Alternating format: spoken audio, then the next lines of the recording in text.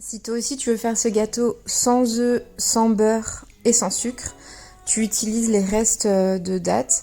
Donc là, j'en ai mis à peu près une vingtaine, ou 25 je crois. T'enlèves les noyaux, tu pèses, ça fait à peu près tant de grammes. Un grand verre de lait chaud pour les ramollir. Donc là, on les laisse bien se ramollir. Et on va venir rajouter un peu d'huile. Donc là, j'ai à peine un tiers du verre d'huile. Je vous mets toutes les mesures dans la barre d'infos. Et tu viens mixer jusqu'à obtenir une pâte assez homogène qui est pas trop épaisse, pas trop liquide entre les deux. Ensuite, j'ai transvasé dans un saladier un peu plus grand et là j'ai rajouté la farine. Bon, moi je tamise toujours la farine pour les gâteaux, je trouve que ça donne une pâte un peu plus homogène. Un petit sachet de levure et là on peut mélanger au fouet. Donc au moment de mélanger, vous allez vous dire mais c'est exactement la même pâte qu'un gâteau classique alors qu'il n'y a pas de sucre et il n'y a pas d'œuf. Donc c'est surprenant, mais franchement ça marche, même moi j'étais surprise en l'essayant.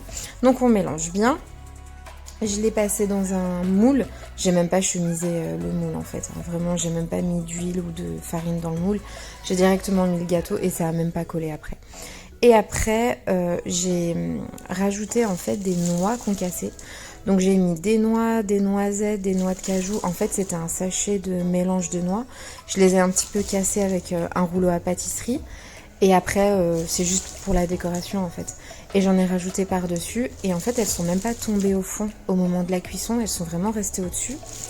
Je le passe au four. Donc c'est un peu plus long qu'un gâteau normal. C'est 180 degrés pendant 40 minutes. Et après, vous le sortez. Vous laissez vraiment refroidir, je dirais bien un quart d'heure avant de pouvoir le découper. Et là, vous allez être complètement bluffé par le goût.